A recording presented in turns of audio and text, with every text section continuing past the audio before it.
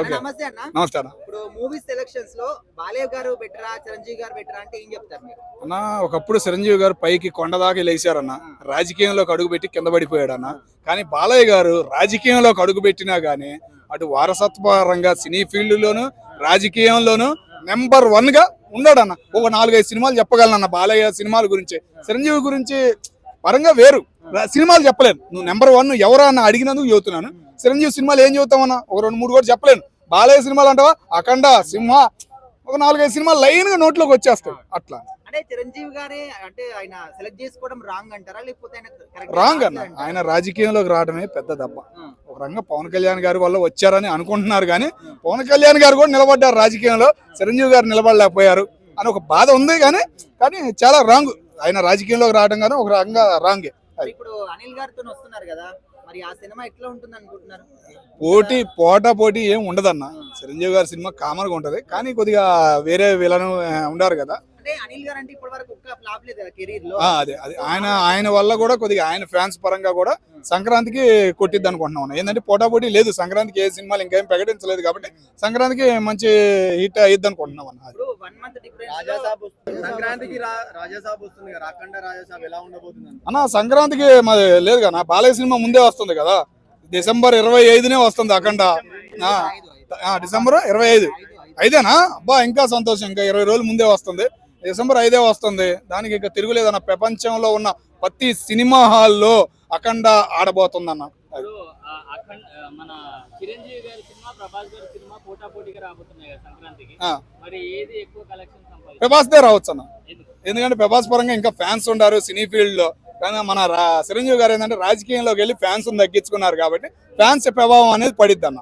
అది అన్న. నమస్తే అన్న. నమస్తే నమస్తే. మూవీస్ సెలెక్ట్ చేసుకోవడంలో చిరంజీవి గారు బెటరా, బాలయ్య గారు బెటరా అంటే మీరు ఏం చెప్తారు? అంటే ఇప్పుడా లేకపోతే పాస్ట్లనా లేకపోతే ప్రజెంట్ కావచ్చు, పాస్ట్ కావచ్చు, ఇక ముందు కావచ్చు. అంటే ఇంతకుముందు చేసినటువంటిది అంటే సినిమా సెలెక్షన్లల్లో చిరంజీవి బెస్ట్ అని చెప్పుకోవచ్చు. ప్రజెంట్ సినారీలో ఈ లేటెస్ట్ ట్రెండ్లోనైతే కొంత చిరంజీవి ఒక మూస సినిమాలో ఒప్పుకోవడం కొంత బాగాలేదని అయితే చెప్పచ్చు. అంటే ఎందుకు వెనుకబడ్డారు చిరంజీవి గారు? చిరంజీవి ఎందుకు వెనుకబడ్డాడు అంటే ఇప్పుడు నేను మెగాస్టార్నే, ఎప్పుడు యూత్గానే ఉన్నా, 35 ఏళ్ళు 36 ఏళ్ళ హీరో అని ఫీల్ అవుతాడు. కానీ వాళ్ళు చూసేది ఏంటంటే మూవీ సెలెక్షన్లలో ఇప్పుడు శృతి హాసన్ని ఒక డాటర్గా లెక్క చేసిన కూలీ, మన రజనీకాంత్ లాంటి సినిమాలు కావచ్చు, కొంచెం మెచ్యూర్ క్యారెక్టర్లు చేస్తే బాగుంటుంది. ఊకే అదే డ్యాన్సులు, అదే స్టిల్లులు, అదే మూస కాకుండా కొంచెం చేస్తే బాగుంటుంది. సో ఇప్పుడు రాజాసాబ్ వస్తుంది సంక్రాంతికి, మరి చిరంజీవి గారు వస్తున్నారు అప్పుడే, మరి ఏ సినిమా హిట్ అవుతుంది అనుకుంటున్నారు సార్? చిరంజీవి అనేటైనా ఏపీ తెలంగాణ దాటితే బయట తెలియని హీరో. ఒకప్పుడు సూపర్ స్టార్ కావచ్చు, లేకపోతే ఇంకే స్టార్ కావచ్చు.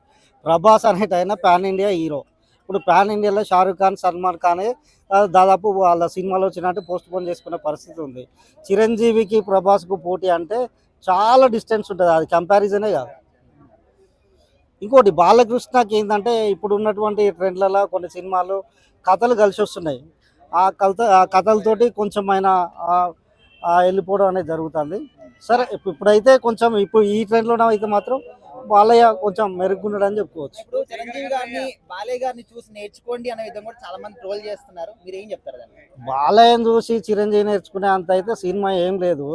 ఆ కథలేదో కొంచెం రావడం, దాని తగ్గట్టు సినిమాలు చేయడం అది సరిపోతుంది. బాలయ్య అనేటి ఆయన సినిమా యాక్టింగ్ పక్కన పెడితే ఆయనకు మాట్లాడమే రాదు. ఆయనకి యాక్టివ్ ఫ్యాన్స్ తోటి బిహేవ్ చేయడం రాదు. ఆయనకు ఈయనకు కంపారిజన్ బయటికి ఆ సినిమా రోల్ ఆఫ్ అనగానే ఆయనకు కంపారిజనే లేదు. చిరంజీవి గారు ఎటువంటి క్యారెక్టర్ చేస్తే బాగుంటుంది? చెప్పినా కదా, కొంచెం మెచ్యూర్గా, అంటే మన రజనీకాంత్ కూలీలో శృతి హాసన్ ఒక డాటర్గా, లేకపోతే ఒక మెచ్యూర్ క్యారెక్టర్లు అలాంటివి చేస్తే బాగుంటుంది. నరసింహ అనే సినిమాలో రజనీకాంత్ ఆ రోజులలోనే ఒక మెచ్యూర్ క్యారెక్టర్, తన పిల్లలకు లవ్ లేకపోతే అలాంటి ఒక ట్రాక్, రమ్యకృష్ణ లాంటి ఒక పవర్ఫుల్ హీరోయిన్, అలాంటి కొంతమందిని ఈయనే మొత్తం వన్ మ్యాన్ షో లెక్క కాకుండా పక్కన ఒక క్యారెక్టర్లో కూడా స్కోప్ ఉన్న క్యారెక్టర్ చేస్తే సినిమా అనేది బాగుంటుంది. మొత్తం నేనే వన్ మ్యాన్ షో చేయాలనుకుంటే మాత్రం బాబీ డైరెక్షన్ లో కార్తీక్ గారు వస్తున్నారు, యాడ్ అవుతున్నారు. మెగా 150. కార్తీక్ ఏం ఐడియా లేదు.